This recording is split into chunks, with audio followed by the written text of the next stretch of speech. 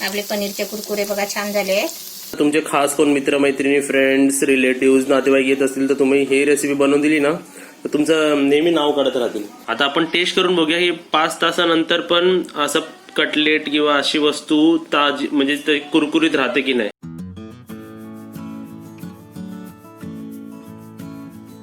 नवीन recipe पाहण्यासाठी like करा, subscribe करा आणि ही घंटी वाजवा।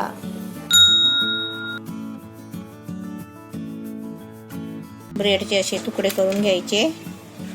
ब्रेडचे स्लाइस आपल्याकडे राहिले ना, ब्रेड उरला तर असे स्लाइस घ्यायचे, तुकडे करायचे आणि मिक्सरच्या भांड्यामध्ये लावायचा।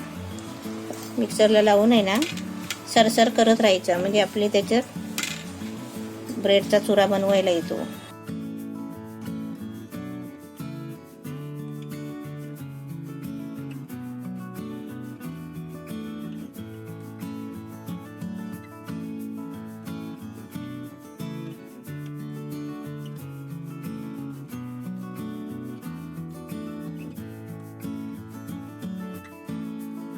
नमस्ते, मी आज पनीरचे कुरकुरे बनवते आहे, म्हणजे कुरकुरे स्नॅक्स बनवते आहे। त्यासाठी हा पनीर घेतला आहे, हे बटाटे आहे, ते बटाटे कुकरला लावून 3 शिट्या करून शिजवून घेतले, साल काढून पण घेतले। हे लसूणची पेस्ट घेतली, कोथिंबीर घ्यायची थोडीशी, 100 ग्राम पनीर आहे। ही शेव घेतली, हे आपल्याला वरती लावायला घेतले, मी तुम्हाला दाखवते लावताना। अर्ध्या लिंबूचा ज्यूस काढून घेतलाय। हे 2-3 हिरवी मिरची बारीक एकदम कापून घेतले। हे थोडंसं जिरं घेतलंय, थोडीशी हळद घेतली पाव चमचा। हे काली मिरीची पावडर घेतले अर्धा चमचा। आम्ही पावभाजीचा मसाला घेतलाय 1 चमचा, पोहा घेतलाय अर्धा चमचा, 2 चमचा मैदा घेतलाय पेस्ट बनवायला आणि चवीपुरतं आपल्याला मीठ घ्यायचं आहे। आता मी पहिला तुम्हाला पनीर आणि बटाटे किसून दाखवते, त्याच्या आधी हे मी चुरून दाखवते। जरा याचा आहे ना आपल्याला बारीक चुरा करून घ्यायचा आहे, ते मी तुम्हाला चुरून दाखवते। ही शेव आहे, ही अशी बारीक चुरून अशी चुरायची आणि बारीक बारीक आपल्याला करून घ्यायची आहे। ही बघा अशी चुरून घेतली आहे, यात मी प्लेटमध्ये ओतून काढते। आता मी या वाटग्यामध्ये पनीर आणि बटाटा किसून घेते।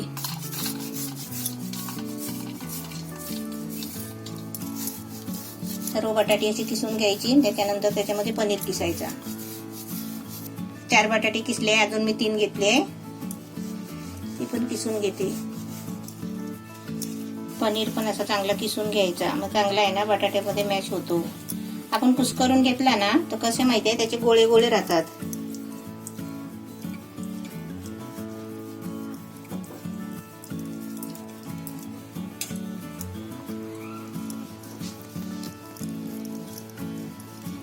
आपल्याकडे काय कार्यक्रम असला ना तर आपण असे बनवायचे पनीरचे कुरकुरे, पनीरचे स्नॅक्स।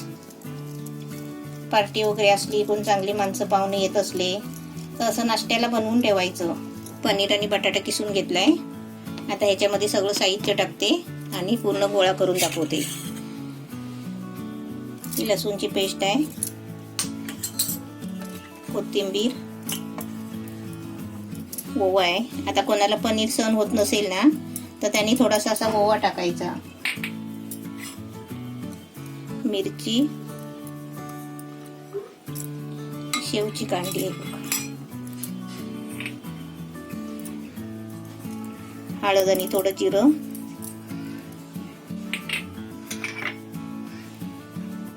काली मिरी आणि पावभाजी मसाला,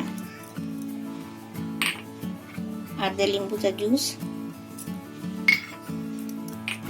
आणि याच्यामध्ये आपल्याला चवीपुरतं मीठ।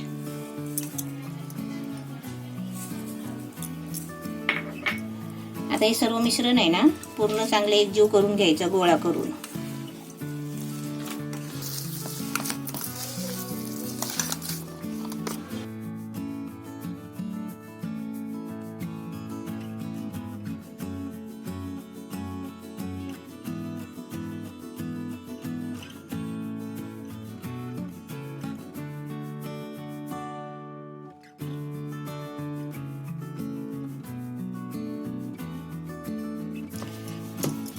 मिश्रण एकदम मस्त एकदम छान झाले बघा, मऊ एकदम गोळा झालाय, सुक्का नाही ओला नाही।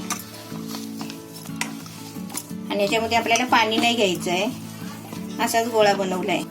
असे छोटेसे लांब करून घेते गोळे. म्हणजे आपल्याला कुरकुरे म्हटल्यावर कुरकुरे टाईप आले पाहिजे ना, कुरकुरे कसे लांब असतात, असे थोडे करून घेते.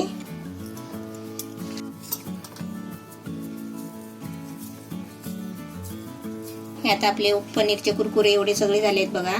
आता आपल्याला एवढे नको असतील ना तर आपण फ्रीजमध्ये आहे ना डब्यात भरून ठेवायचे. असा डबा घ्यायचा आणि डब्यामध्ये असे ठेवायचे आणि आपण उद्या दुसऱ्या दिवशी पण असे तळून ना खाऊ शकता.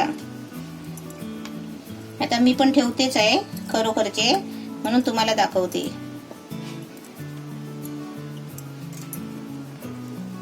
आपल्याला तर पाहिजे तेवढेच मी तळून घेते आणि बाकीचे फ्रीजमध्ये ठेवते. आता डब्यामध्ये बंद करून फ्रीजमध्ये ठेवते. आणि आपण हे 2 दिवस ठेवलेत, 8 दिवस ठेवले तरी पण चालतील, पण एवढे दिवस पण ठेवायची काही गरज नाही. दुसऱ्या तिसऱ्या दिवशी आपण हे तळून फ्राय करून खायचे. ते मी 3 चमचा मैदा घेतला होता, ते आता मी अर्धे फ्रीजमध्ये ठेवले आहेत ना, मी अर्धा पीठ घेते मैद्याचं. हे 1.5 चमचा पीठ घेतलंय, 1.5 चमचा मी ठेवून देते, कारण ते आपल्याला फ्राय करताना पीठ लागेल, त्यासाठी हे ठेवून देते. आणि याची मी आता पेस्ट बनवते.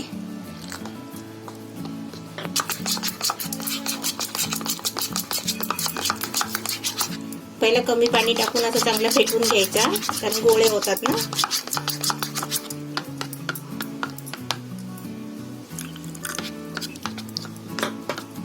आणि आपल्याला एकदम पातळ नाही बनवायचं आहे, थोडी जाड पेस्ट बनवायची आहे.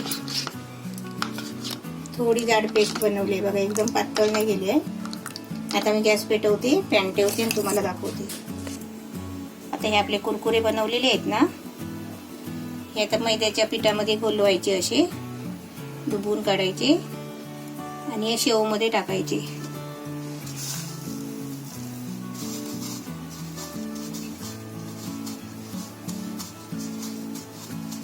बघा छान दिसतात ना.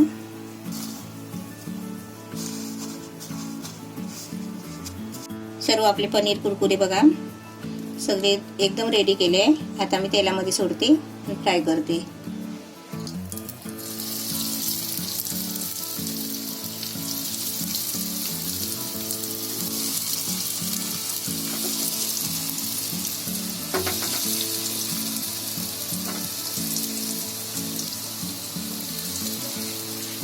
तेल तापल्यावर एकदम गॅस मी बारीक केलाय बघा, एकदमच बारीक केलाय. तर बारीक तेल तापलेलं आहे ना, तर बारीक गॅसवरच आपल्याला हे तळून घ्यायचे आहेत. आणि फिरतात बघा, असे हलवले तरी फिरतात, फिरवायची पण गरज नाही. आणि मध्ये मध्ये फिरले नाही ना तर असे काट्याने फिरवायचे.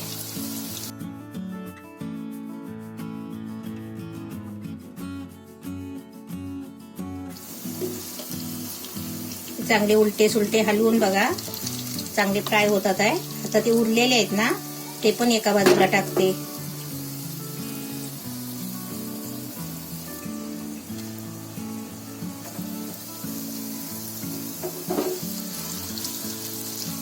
स्लो गॅसवर, एकदम बारीक गॅसवर मी 4 मिनिटं ठेवले आहेत बघा. पूर्ण एकदम तेल सगळीकडे लागलंय आणि थोडे थोडे भाजले आहेत पण, म्हणजे एकदम तेल आहे ना आतमध्ये पर्यंत मुरलंय. गॅस बघा एकदम बारीक केलाय. आता मी थोडा आहे ना मीडियम करते आणि चांगले फ्राय करून घेते. आपले पनीरचे कुरकुरे बघा छान झाले. मी 4 मिनिटं एकदम कमी गॅसवर आणि 6 मिनिटं आहेत ना मीडियम गॅसवर असे चांगले भाजून घेतले. आणि तेल पण बघा एका बाजूला सुटलंय, तेल त्याच्यामध्ये मुरला नाही अजिबात आहे. आणि आता काढताना आहे ना असं आपण पॅन आहे ना एका बाजूला करायचा आणि हे एका बाजूने असे साईडने काढत घ्यायचे, म्हणजे तेल एका बाजूला खाली येतो, मग तेल मुरत नाही आतमध्ये. आपल्याला टिश्यू पेपर घ्यायची पण गरज नाही. आता हे गॅस बंद करते आणि तुम्हाला काढून दाखवते.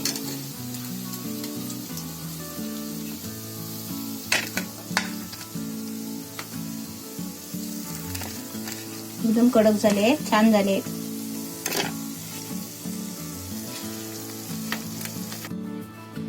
कुरकुरीत झालेत वरून आणि खुसखुशीत पण, आतमध्ये एकदम चांगले खुसखुशीत आणि वरून कडक कुरकुरीत असे आपले पनीर कुरकुरे छान झाले. असे तुम्ही पण बनवा.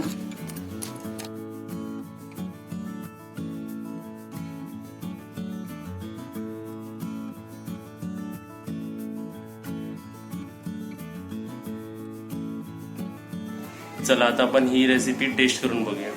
सर्वात आधी तर रेसिपी मी खाल्ली नाही, पण जर या रेसिपी जर मम्मी जर समोर खूप सारे पॅटीस किंवा अशी वस्तू ठेवले ना, तर सर्वात आधी जर कोणती वस्तू जर उचलेल ना मी रेसिपीमध्ये पॅटीस मध्ये, तर ही रेसिपी असेल ती.